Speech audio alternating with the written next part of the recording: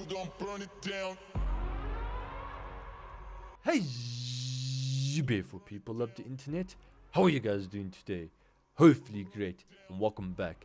As you guys can tell from the title of this video, I'm going to be telling you guys exactly what are the best items to get from the Angels of the Zariman update, or specifically from the HoldFast Syndicate.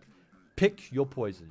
But before I continue with the video any further, ladies and gentlemen, if you guys would like to support me or the channel any further, remember to leave a like, and also don't forget to Spartan click the subscribe button for more Warframe videos and streams. Without further ado, let's get this one on the road, shall we? Alright, so starting off strong, or taking up our number 1 spot, is an arcane called Emergence Dissipate. Now listen, I'm not going to be talking about everything about this arcane because there's a lot to talk about.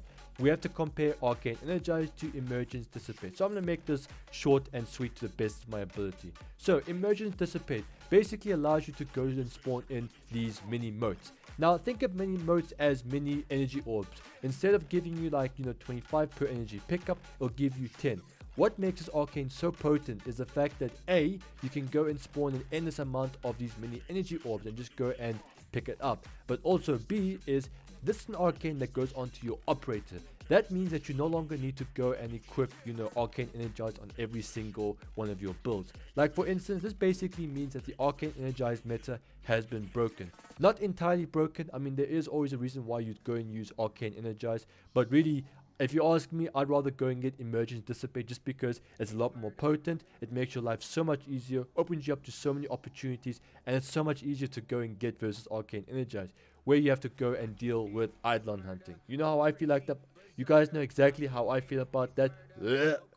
Anyways, moving on to our number 2 spot is we have an item called the Fenmore Blueprint, or specifically the Fenmore weapon itself. This is the best incarnate weapon in the game. It does come close to the Latim is also pretty good, but you can't go wrong with the Fenmore. The Fenmore is an absolute beast, or a menace to society. You guys go and wield this weapon, the whole solar system will have a 1.5 billion credit bounty on our heads, just because of how powerful this weapon is. Now of course I'm going to be having a lot more fun with this weapon, because why not have broken things in Warframe? That's what makes the game fun nowadays. However, if DE does go know about what's happening with it, then our fun will be taken away immediately. Fenmore, can't go wrong with it. I absolutely love this whip. Next up on our number 3 spot is we have another arcane called Cascade Overcharge. Now Cascade Overcharge is actually a relatively powerful arcane. I did hear about the nerfs that they did apply to it on the day it was released, this arcane. I don't know if it's still in effect or anything, but let me know down in the comment section. So the way it works is simply, while you guys overshield is active, you'll then have a 300% critical chance to basically everything across. Now as far as I know, I think this thing did get nerfed. I don't know, let me know if I'm wrong or anything. But if in the case that it did get nerfed, another great option to go and have is Cascadia Accuracy. Now listen, it's not as powerful as Cascade Overcharge, but the problem with Overcharge is the fact that what happens if you can't keep up your overshield? And the only way to really make that arcane or overcharge potent is to go and put on a Harrow's 1 on any frame. Therefore you can keep the targets in place and also fill up your own overshields. Therefore you can activate it at will. But with accuracy, all you have to really do is roll and just roll and roll. Roll until you guys have the perfect shot and just hit the enemy in the head. You'll also gain the exact same bonus. But hey, once again, this is all tailored to your playstyle. I'm just a guide telling you guys exactly what I think and how you guys should be playing. Use this as a guide, don't use this as the be all to end all information, because at the end of the day, this is your mouse, your keyboard, your life. Do as you guys please. Moving on to our number 4 spot is, I've already spoken about this weapon, but I'm going to bring it up anyways, is the Latim. This is a very powerful pistol. Just like the Fenmore, it also does have its incarnate mode. Now the incarnate mode for this thing turns from a single shooting pistol with a lot of recoil to basically an overpowered Mach 10.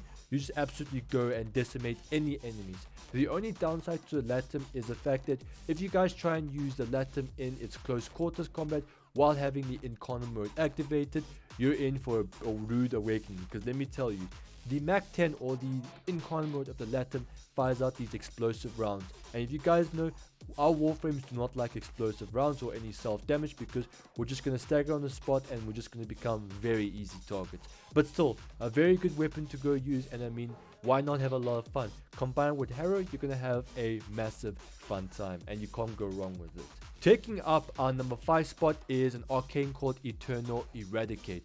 Now, it's actually a relatively powerful arcane because it buffs your operator damage output. So when you guys go and activate an operator ability, you'll then go and gain a 60% increase to your overall damage for 8 seconds. Now listen, I don't know how powerful Eternal Eradicate is versus like all the other arcanes, such as the ones you get from the Plains of Eidolon and also Orvalis. I definitely say this is definitely worthwhile picking up, because there's not many outside sources that can actually go and influence the damage on our, operator amps themselves, outside of the school trees and also outside of Vault Shield. You can't go wrong with going and getting this arcane ability, just because of the fact that, hey, why is more damage worse? In fact, more damage should also be a major requirement, especially if you guys are a big time Eidolon hunt. Anyways, ladies and gentlemen, that's all for today's video. If you guys have liked this video or it's helped you guys out in any way or form, remember to leave a like, and also don't forget to hit the subscribe button for more Warframe videos and streams. I'm gonna make like a banana and split.